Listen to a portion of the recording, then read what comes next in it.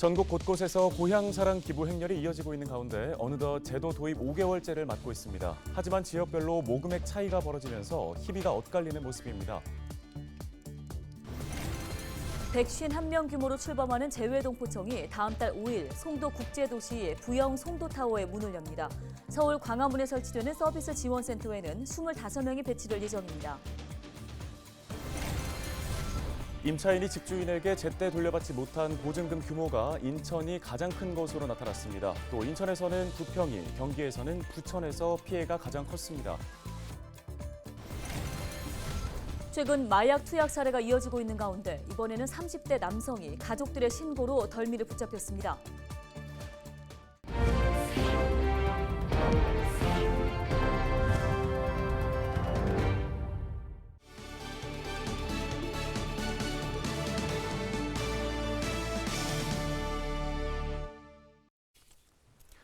시청자 여러분 안녕하십니까? 헬로티비 뉴스입니다. 네, 자신의 거주지를 제외한 지방자치단체에 기부를 할 수 있는 고향사랑 기부제가 어느덧 5달째를 맞고 있습니다. 네, 전국 곳곳에서는 기부 행렬까지 이어지고 있는데 지역별로 희비가 엇갈리고 있습니다. 자세한 소식을 송효찬 기자가 전해드립니다. 고향사랑 기부제가 시행된 지 어느덧 5달째. 여전히 전국 곳곳에서는 기부 행렬이 이어지고 있습니다. 심지어 단체장들까지 나서 자매도시에 기부하는 등 활발히 진행되고 있습니다. 하지만 기부액 편차는 지역별로 크게 갈렸습니다. 국회 기획재정위원회 소속 더불어민주당 양경숙 의원이 행정안전부로부터 받은 자료를 분석한 결과를 보면 올해 1월 1일 제도가 시행된 이후 3월까지 가장 많은 금액을 모금한 곳은 경북입니다. 도청을 제외한 23개 지자체에서 총 21억 968만 원을 모금했습니다. 전북은 도청과 14개 지자체 중 8곳만 내역을 공개했는데 이 금액만도 12억 원이 넘습니다. 강원도 역시 도청과 18개 지자체에서 10억 6,431만 원을 모금했습니다. 반면 실적을 비공개한 서울을 제외한 인천과 경기 등 수도권은 저조합니다. 경기도의 경우 도청을 제외한 31개 시군에서 4억 1,290만 원, 인천은 1억 원에도 미치지 못한 7,632만 원을 기록했습니다. 대전 역시 9,480만 원, 세종 2,641만 원 등 1억 원 미만이었습니다. 지역을 세부적으로 보면 전북 임실이 3억 1,476만 원, 전북 순창 2억 7,433만 원, 경북 예천 2억 3,752만 원 등 군 단위에서 모금액이 높게 나타났습니다. 전북 임실은 치즈, 순창은 장류, 예천은 캠핑장 할인권을 답례품으로 내세워 인기몰이에 성공한 것으로 풀이됩니다.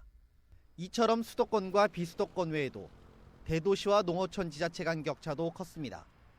인천의 경우 인구 300만 명 가까이 되지만 1억 원도 채 되지 않았고 대구 역시 200만 명이지만 겨우 1억 원을 넘겼습니다. 반면 5만 명도 채 되지 않는 비수도권 군 단위에서는 이와 비슷하거나 높게 모금됐습니다. 이는 고향사랑 기부제가 기본적으로 대도시나 수도권보다는 비수도권의 농촌과 어촌, 산촌 등에 유리하기 때문이라는 분석입니다. 고향사랑 기부제 취지 자체가 인구 소멸 위기를 겪는 지방의 재정을 확충하고 애양심을 고취시키기 위한 제도다 보니까 아무래도 수도권, 대도시가 비수도권 시군 단위의 소도시에 비해서 실적이 저조할 수밖에 없습니다. 이거는 수도권, 대도시는 기본적으로 한계가 있다 이렇게 볼 수가 있습니다. 또한 답례품의 질이 기부에도 일정 부분 영향을 줄 수 있다는 점을 고려하면 지자체의 재정 상황에 따라 기부금 규모의 차이를 부를 수 있다는 지적도 나오고 있습니다. 해법은 없을까? 양 의원이 국회 입법조사처에 고향사랑 기부제 입법 개선 방향을 의뢰했는데 광고 매체를 통해 적극적으로 제도를 홍보하게 하고 현재 살고 있는 지역에도 기부할 수 있게 제도가 바뀌어야 한다는 의견이 제시됐습니다. 이외에도 답례품 개발은 물론 그동안 온라인 플랫폼을 통해 기금을 모집하는 형태로 여러 분야에서 도입돼 운영되고 있는 크라우드 펀딩 도입도 필요하다는 의견이 나오고 있습니다. 도입 5개월째를 맞는 고향사랑 기부제. 개선점을 충분히 반영해 균형 발전에 기여할 수 있길 기대해봅니다. 헬로티비 뉴스 송유창입니다. 네, 고향사랑 기부제에 대한 인지도는 조금씩 높아지고 있다는 평가입니다. 관건은 활성화인데요. 네, 활성화를 위해서는 어떤 노력들이 필요할까요? 계속해서 김신혜 기자가 전해드립니다. 안녕하십니까, 가수 남진입니다. 지난 1월 가수 남진 씨가 고향인 목포에 고향사랑 기부금 500만 원을 쾌척했습니다. 김영록 전남도지사와 이철우 경북도지사는 상생의 의미를 담아 서로의 지역에 기부했습니다. 지방 소멸을 막기 위한 대책으로 올해 1월부터 시작된 고향사랑 기부제. 제도 자체에 대한 인지도가 높아지면서 유명 인사부터 일반인들까지 저마다 마음을 담아 기부에 동참하고 있습니다. 공에 내려갔을 때 지인들, 가족들에서 이런 게 있다라고 얘기를 해주신 거예요. 네. 그래서 같이 동참하면 참 좋겠다라고 생각하고 기부를 하게 된 거죠. 다만 기부 활성화 측면에서는 아직 갈 길이 멀다는 게 전문가들의 의견입니다.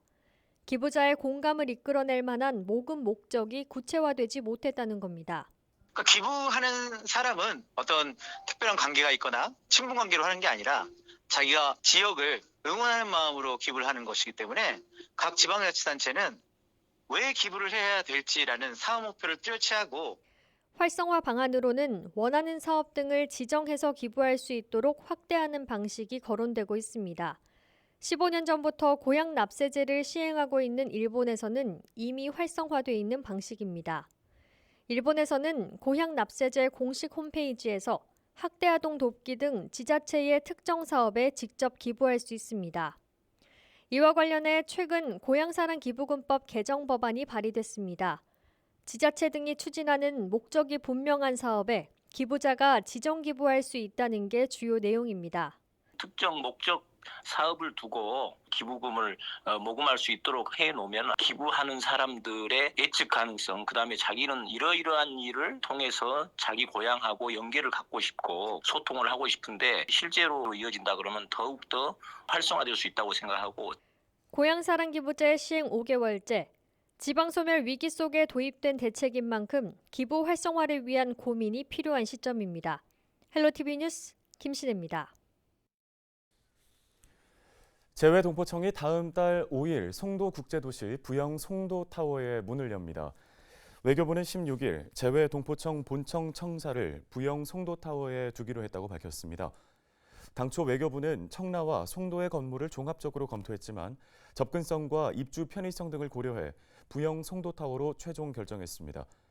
인천시는 재외동포청이 차질 없이 출범해 안정적으로 업무를 시작할 수 있도록 적극적으로 지원한다는 방침인데요. 한편 재외동포청은 151명 규모로 출범하며 기획조정관과 운영지원과 재외동포정책국, 교류협력국으로 구성됩니다. 서울 광화문에 설치되는 재외동포서비스 지원센터에는 25명이 배치될 예정입니다. 임차인이 집주인에게 제때 돌려받지 못한 보증금 규모가 인천이 가장 큰 것으로 나타났습니다. 주택도시보증공사 자료를 보면 지난달 전국에서 발생한 전세 보증 사고 건수는 1,273건으로 금액만으로도 2,857억 원에 달하고 있습니다. 올해 들어 매달 2천억 원이 넘는 규모의 보증 사고가 발생해 전세 보증 사고 금액은 넉 달 만에 1조 830억 원으로 1조 원을 넘어섰습니다. 지난달 보증 사고 1,273건 중 1,120건은 수도권에서 발생했는데요. 이 중 인천이 450여 건으로 많았고 경기가 370여 건, 서울이 280여 건이었습니다. 특히 인천의 경우 부평이 134건으로 가장 많았으며 서구 102건, 미추홀구 87건, 남동구 85건 등이었습니다. 인천의 전세 보증 사고율은 전국 평균인 6%의 2배 이상인 15.5%를 기록했습니다. 한편 경기도에서는 부천이 116건으로 사고가 집중됐고 서울에서는 강서구가 70건으로 가장 많았습니다. 마약을 투약한 30대 남성이 가족의 신고로 경찰에 붙잡혔습니다. 김포경찰서는 마약류 관리에 관한 법률 위반 혐의로 30대 남성을 붙잡아 수사하고 있습니다. 이 남성은 지난 13일 오전 7시쯤 김포 풍무동의 한 도로에 세워진 승용차에 잠들어 있다가 가족의 신고를 받고 출동한 경찰에 의해 체포됐는데요. 남성은 마약 간이 검사에서 양성 반응을 보였고 체포 당시에도 향정신성 의약품 가운데 하나인 약품을 다량 소지하고 있었던 것으로 확인됐습니다. 경찰은 이 남성에 대한 구속영장을 신청했습니다. 김포 도심 속 하천이 쓰레기로 몸살을 앓고 있습니다. 김포시 하천 살리기 추진단이 지난 14일 거물대천에서 환경 정화에 나선 결과 하루 만에 쓰레기 3톤이 수거됐습니다. 거물대천은 차량 통행이 많은 제방도로가 주변에 있어 평소 쓰레기 무단 투기가 빈번하게 발생하는 곳인데요. 김포시와 하천 살리기 추진단은 거물대천을 비롯한 주요 하천에서 정화 활동을 지속적으로 이어나갈 예정입니다. 참여를 원하는 시민은 김포시와 하천 살리기 추진단에 문의하면 누구나 하천 정화 활동에 동참할 수 있습니다.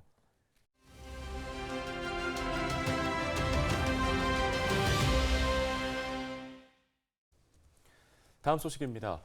생명이 위급한 시민을 구하는 데 사용되는 AED. 인천시의회에서는 이 AED의 사용 시간 제한을 없애고 24시간 개방된 곳에 비치해야 한다는 조례 개정안이 발의됐습니다. 네, 해당 조례 개정안을 대표 발의한 이강구 인천시 의원 전화 연결해 보겠습니다. 안녕하십니까?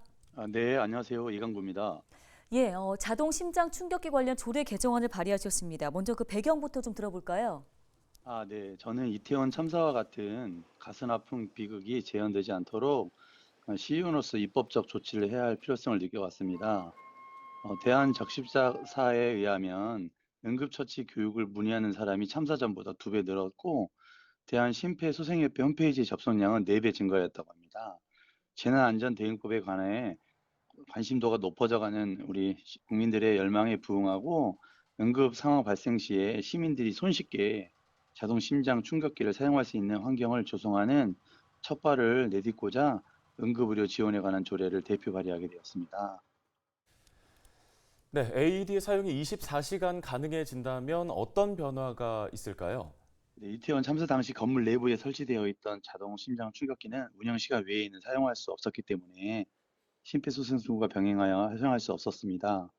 보건복지부에 따르면 심정지 골든타임이 5분 이내라고 하는데 심폐소생술과 자동 심장 충격기를 사용할 시에 생존율이 80%까지 증가하고 심폐소생술만 시행했을 경우보다 자동 심장 충격기를 함께 사용하면 생존율을 3배 이상 높인다고 합니다. 24시간 사용이 가능한 장소에 자동 심장 충격기를 설치해서 응급 상황 시에 누구든지 쉽게 사용할 수 있다면 골든타임을 놓치지 않고 고귀한 생명을 살릴 것으로 기대하고 있습니다. 네, 이후에도 자동 심장 충격기 사용이 늘어날 수 있도록 지속적인 관심이 필요해 보이는데요. 이 밖에 또 어떤 계획들 준비하고 있습니까? 네, 현재 일부 지자체에서는 편의점과 자동 심장 충격기 설치 확대 및 응급처치 교육 활성화를 위한 업무 협약 등을 체결해서 24시간 응급의료 안전 인프라 구축에 착수하기도 했는데요. 인천 시민의 안전과 생명을 지키기 위해 자동 심장 충격기의 보급을 확대하고 공공기관뿐만 아니라 대형 축제 및 행사장 등 24시간 접근이 가능한 다양한 영역으로 설치 장소를 확장하는 방안을 이 관계 부서와 지금 협의 중입니다. 현행 응급의료법에는 자동 심장 충격기를 24시간 설치할 수 있도록 하는 근거 규정이 없어서 조례 임의 규정으로 명시하였지만 추후 법 개정과 연계하여 강행 규정으로 명시하여 법적 효력을 담보할 수 있도록 할 계획입니다. 네, 오늘 말씀은 여기까지 듣겠습니다. 인천시의회 이강구 의원이었습니다.